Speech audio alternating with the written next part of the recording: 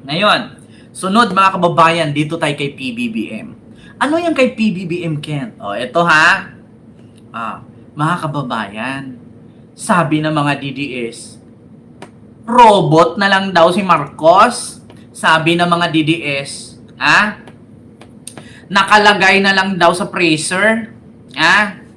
Naburingan ka, everlasting gapan. Huwag kang manood, di ba? Mas boring ka nga eh. Di ba? Ngayon mga kababayan, si PBBM namigay ng bigas. Sumakit ang dibdib ng mga DDS. Bakit? Noong nakaraang araw, ang sabi nila si PBBM daw, lumpo na, nakahiga na daw sa kama. Hindi na daw makatayo kay stage 4 cancer na daw. Ang ginawa ni PBBM, lumabas, nagtatalon-talon, tumakbo. Tumakbo, mga kababayan. Nagtatalon-talon, tumakbo. Ang mga DDS, ang sabi, ay, ano yan, ilang kilometro lang naman tinakbo yan, pero ang totoo niyan, hinihingal yan. Oo, alam niyo sa totoo lang, nung last 2022 pa na video yan eh. Bakit? Kaya po siya tumatakbo kasi nagmamadaling pumasok sa, Malacanang kasi, na siya, tawag dito, asam na niyang makabalik sa Malacanang. Kasi 36 years niyang inaantayan. Kaya nung nanalo siya, kaya siya tumakbo. Pumunta agad sa loob ng Malacanang. Tapos yung video, inulit nilang i-play. Ganyan ang sabi ng mga DDS. Hindi nila matanggap. Ngayon mga kababayan, eto na si PBBM. Nakasama si Isko nang distribute ng bigas. Oo, ang ginawa ni PBBM, ginawang barbell ang bigas. Sinong may sakit? Binuhat na parang barbell ni Pangulong Ferdinand Marcos Jr. ang 10 kilong bigas sa gitna ng kanyang pamamahagi nito sa mga manggagawa sa Maynila. Ginawa niya ito para ipakita na rin sa publiko kung gaano siya kalakas at walang karamdaman. Sa gitna ito ng patuloy na espekulasyon na kumakalat sa social media na may malala siyang sakit. Kamakailan ipinakita na rin ng PBBM sa media ang kanyang pagja-jumping jacks at pagja-jogging sa Malacanang Complex. Nasa Maynila si Pangulong Marcos para paunahan ang paglulunsad ng programa para sa libreng bigas para sa mga working class at mga mahihirap na pamilya. Ang pamamahagi ng libreng bigas ay bahagi ng hakbang ng pamahalaan para matulungan ang mga sektor na lubhang apektado ng patuloy na pagtaas ng produktong petrolyo. Ayon kay Pangulong Marcos, dahil sa krisis sa gitnang silangan, nagbabanta ang pagtaas sa presyo ng mga pangunahing bilihin na mahigpit anyang binabantayan ng pamahalaan. Kaya po, ito po ang simula, kagaya ng sabi ko, nauna ang Maynila, ngunit patuloy po ito at saka Sir Dibang, salamat po ay mabibigyan sa super natin. sticker. Nataon naman Thank you so na much. nagkaroon ng krisis pa sa gitnang silangan sa Middle East. Nakita nyo naman, mga kababayan, lalong-lalo na sa mga DDS. Akala ko ba si PBBM nasa freezer na? Akala ko ba robot na si PBBM? Akala ko ba di-battery na yung mama? Inikot na lang daw yung gilid para pagka inikot yun may timer. Pag natapos yung ikot, kusa na lang daw hihinto at gaganon. Mga DDS, paano nyo i-explain? So, kung hindi si PBBM yung nagbubuhat ng bigas, so, sino yung nakikita namin? Si Digong? Kayo nga mismo, hindi nyo na nga makita si Digong kahit nga magsigaw-sigaw kayo dun sa loob ng kulungan. Tatay Digong, happy birthday! Hindi nga kayo nasagot eh. Di ba? Para nga kayong mga tanga. Tapos, biruin nyo yung Netherlands, ginawa ninyong Duterte Street yung kalsada. Putang ina, paano nagkaroon ng Duterte Street doon? Di ba? Ang kakapal na mukha ninyo, mga aagaw, mga magnanakaw ng lugar. Di ba? Kita nyo si PBBM? Nagtatalon-talon. Nagbubuhat ng bigas, ginawa pang barbell. Asan yung may sakit? Iyak na iyak yung mga DDS. Sabi nila, tignan nyo, inasar tayo ng inasar. Ngayon gawa tayo ng panibagong fake news. Sabihin natin, nalaglag yung niya. Nalaglag yung pantalon. Mga DDS? Masakit ba ang katotohanan? Masakit ba at least si PBBM? Sinabihan yung may sakit lumabas at nagtatalon-talon. Yung iba nga dyan supot. Di ba? Yung iba nga dyan, tinawag na supot. Di ba, mga kababayan? Nakita ko nga kanina, meron ngang post kanina sa Facebook, natawa ako ng tawa. Ito ba yon? Wait lang ha. Tingnan nyo mga kababayan. Timing naman tong palabas ni Vice. Si Girly, ang girl. Si Peter, the boy. And that's me, Mark. Ganda oh. At si Panying, that's my tomboy. At ipinanganak niya kaming apat. Si Girly, ang girl. Si Peter, the boy. And that's me, Mark.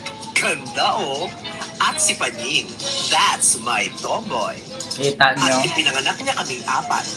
Si Girly, ang girl. Si Peter, the boy. And that's me, Mark. Ganda. At si Panying, that's my tomboy. Diba? So, alam niyo sa totoo lang, ang galing talaga ng director ni Vice Ganda dyan sa Girl Boy Bakla Tomboy. Bakit? Kasi alam na alam niya eh. Kung sino si tomboy, sino si girly, sino si boy, sino si girl. Ang galing-galing, nag-match. Ano mga DDS? Masakit ba? Masakit ba mga DDS? Nag-match ang movie ni Vice. Gusto ko malaman sinong director. Wendy Ramas, ikaw ba yung director? Bakit? Nahulaan mo eh. Nagmamatch talaga. Pag kayo ang gawa ng ganyan na nagagalit kayo, no, which is totoo naman. Bakit? Ano ba ang sabi ni Madriaga? Ayaw daw ni Digong na maging presidente si Basti at si Pulong. Bakit? Wala daw siyang believe. Kasi daw yung isa baliw, yung isa bading. Sabi ko na Barbie eh. Di ba? Oo. Diyos ko, mga kababayan. Kaya naman pala. Ayan At ipinanganak niya kaming apat. Si Girly, ang girl. Si Peter, the boy. And that's me, Mark. Ganda oh. At si Panying, that's my tomboy. At ipinanganak niya kaming apat. Diba? A few years later, furthermore, PRD also asked me to profile individuals associated with BP Sara and again Mayor Sara because she's his favorite among his children. PRD wanted BP Sara in politics instead of Paulo Duterte, Pulong, and Sebastian Duterte, Baste, who he characterized as baliw and bading, respectively. Furthermore, PRD also asked me to profile individuals associated with BP Sara and again Mayor Sara because she's his favorite among his children. PRD wanted BP Sara in politics instead of Paulo Duterte, Pulong, and Sebastian Duterte, Baste, who he characterized as baliw and bading, respectively. Furthermore, PRD kita nyo, baliw ang bading. Sabi yan ni Madriaga. Tapos nag-react si Baste. Anong sabi niya? Anong sabi ni Madriaga? Bading daw ako. Wala namang sinabi si Madriaga na bading siya. Ang sabi ng tatay niya na bading siya, hindi si Madriaga. Bakit si Madriaga ang pag-initan nyo? Si Digong ang kutusan nyo. Diba? Masakit mga DDS. Asaan na si DDS na nagko-comment diyan? Manood ka lang. Dagdag views ki. 'Di ba? Kita nyo si PBBM, ginawang barbell ang bigas. Tapos ano naman sasabihin ninyo ngayon? May sakit? Sabi ni Ilocana Suplado Vlog. Ano kaya sunod ipang asar nila kay PBBM? Ay naku, yung sunod ipang asar nila dyan, sasabihin nila yan, kaya man malakas kasi nakahit-hit. Kaya yan lumakas kasi nakabanat. Ganun yun mga kababayan. Meron pang ang kanta si Guanzon, mag-exercise tayo tuwing umaga, tuwing umaga, tuwing umaga. Sabi ni Guanzon, mag-exercise tayo tuwing umaga. Mag-exercise at wag na tayong magdroga. Yan ang kanta ni Guanzon. Nag-comment ako dun sa kanta niya. Sabi ko, putang ina mo, hindi ka pa nakahilamos at nakamumog. Amoy dagang patay pa yung bunganga mo. Nakapag-TikTok ka na.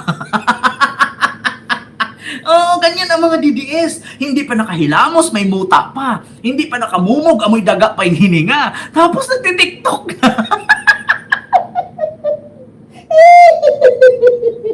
Ganyan ang trabaho ng mga DDS. Bakit? Kasi nga po, mga kababayan, 50K a month kasi. Sayang naman yung 50,000.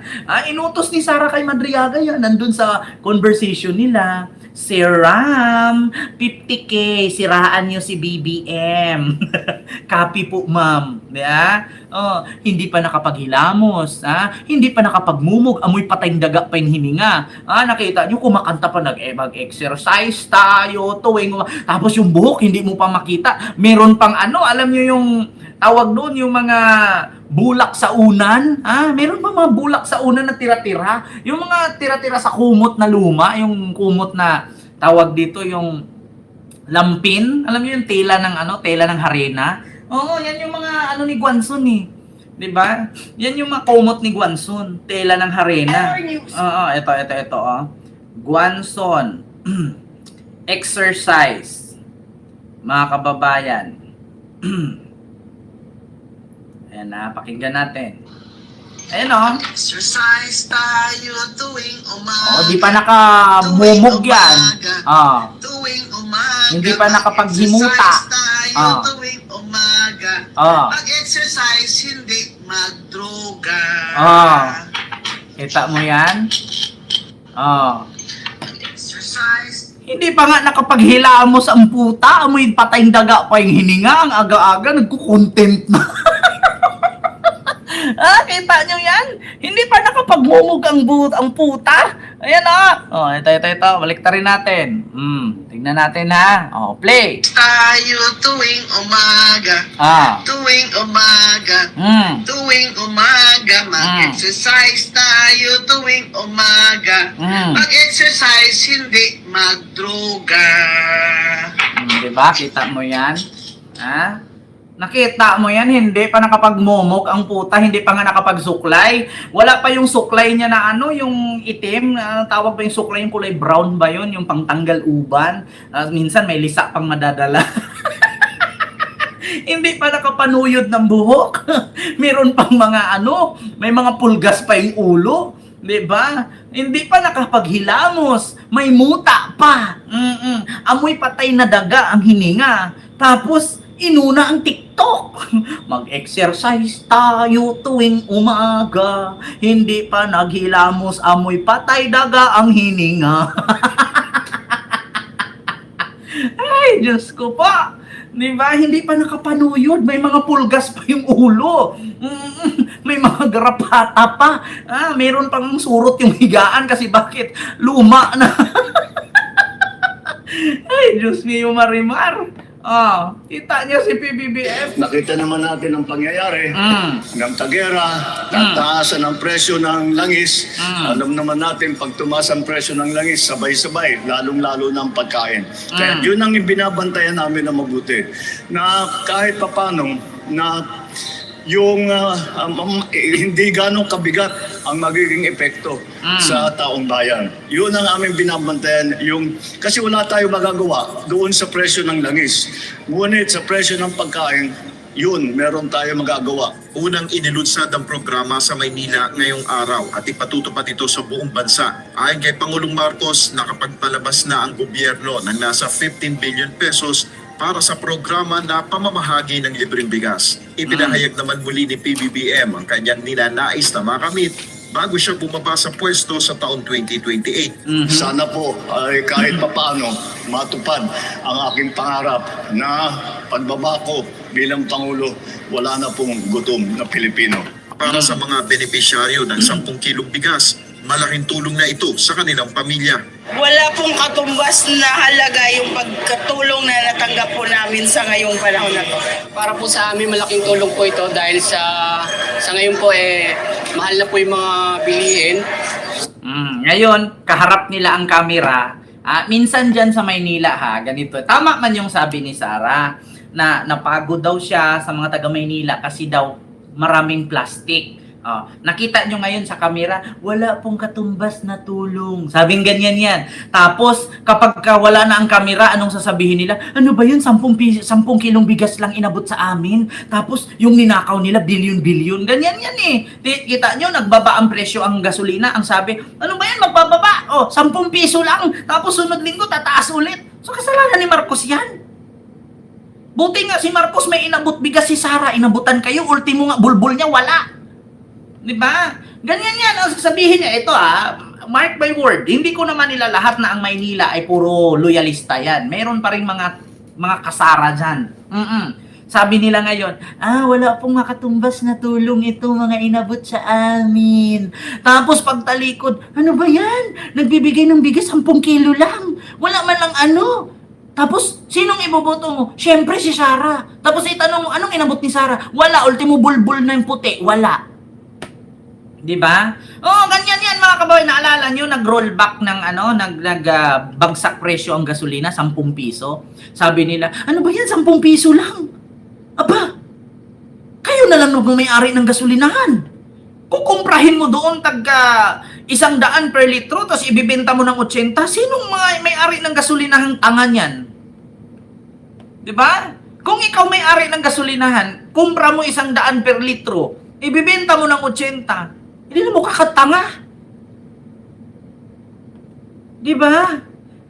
Gusto kasi nito, alam nyo sa totoo lang, kayo kasing mga jeepney driver, hindi ko naman nila lahat ito lang sabi ko sa inyo. Kung nakinig lang kasi kayo noon na i-phase out yung mga jeep na yan at palitan ng electric, di putang ina, hindi kayo nagreklamo sa gasolina ngayon. Di ba? Hindi kasi kayo nakikinig. Ang sabi nyo, ang mahal-mahal ng electric jeep. 2 million, 3 million ang isa. Yung jeep namin. Isipin ninyong mabuti. Yung presyo ng gasolina ngayon or diesel. Kung tatagal ng 5 taon yan, magkano ang gagastos ninyo? Di ba? Kung pumayag kayo noon na i-phase out yung lumang jeep na yan at palitan ng electric jeep, di sana electric ang gamit nyo ngayon, wala kayong problema sa gasolina. Di sana nakatanggap kayo ng ayuda, dubli pa. Yung natanggap din yung ayuda, pambayad nyo na sana sa, electric. Hindi nyo ba naisip? Ang tigas kasi ng mga ulo ninyo. Yung jeep. Walang balitan kasi bakit? Yan na yung nakapagkabuhayan namin Yan yung mahal-mahal ng electric jeep. Tapos ngayon, nagtaas ang gasolina. Anong gagawin nyo? Sisihin yung gobyerno kasi ang mahal-mahal ng gasolina. Tanga-tanga din kayo Diba? Yun naman ang katotohanan. Nanawagan si Pangulong Bongbong Marcos noon, i-phase out ang mga jeep. I-phase out. Anong sabi ng grupong Piston? Grupo ng Manibela? Hindi po pwede kasi yan na yung kakagis na namin. Ang mahal-mahal ng electric jeep na yan. Ngayon, nagmahal ang crudo, nagmahal ang diesel. Asan kayo ngayon? Sige, tanungin ko kayo. Di ba? Nanawagan si Marcos niya noon, i-phase out. Hindi kayo nakikinig. Kasi ang nasa isip ninyo, dito na lang tayo sa crudo, dito tayo sa jeep. Ang jeep nga hindi nakakatulong yan. Bakit? Nakakasira ng ozone layer yan, nakakasira yan ng ating ecosystem kasi yung pollution yan. Yung electric jeep, walang usok, walang polluted air. Ang laki ng tulong sa ating hindi nakakaapekto sa global warming yan. Hindi nyo kasi iniisip yun yung kaligtasan ng mga sumusunod na henerasyon. Ang iniisip nyo yung ngayon. Diba? Yung Egypt, walang usok. Di sana may mga bagong panganak, may mga sanggol, di ba? Di sana may mga halaman kayo ngayon, buhay na buhay yung halaman. Pag kumain ka, walang problema. Bakit? Kasi walang kimikal, walang usok na dumidikit. Hindi ka hihikain, hindi ka makatrangkaso, hindi ka sipunin. Bakit? Kasi nga, walang polluted air. Diba? Wala, hindi sila nakinig noon. Ngayong tumaas ang gasolina, sinong sisihin nyo? Gobyerno pa rin. Kung nakinig kayo noon, kung nag-electric kayo, aaray kayo ngayon sa mahal ng krudo?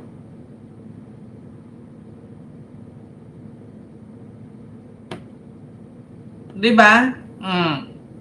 May nag-comment. Di ba binigyan sila ng gasolina ng ibang bansa? Naku, Yabis Junior, wala pong ibang bansang nagbibigay ng gasolina. Lahat po yun bayad. Wala pong bansa na nagdudunit ng libre. Lahat po yun bayad ng gobyerno. Di ba? Kung nakinig lang kasi kayo noon, na i-phase out yung mga jeep na yan, kasi darating ang panahon, mamumroblema kayo ngayon. Nagmahal ang krudo, sinong sinisi nyo? Presidente. Ano ba kinalaman ng presidente dyan sa pagmahal ng krudo? Kasalanan, pati ba naman gera ng Iran at ng Israel at Amerika, si PBBM may kasalanan? Kita niyo yan, mga kababayan? Si PBBM ang may kasalanan. Diyos mio Marimar, mga kababayan.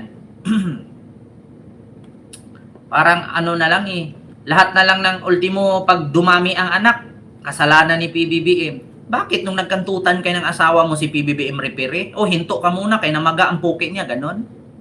Hinto ka muna kasi natuyuan.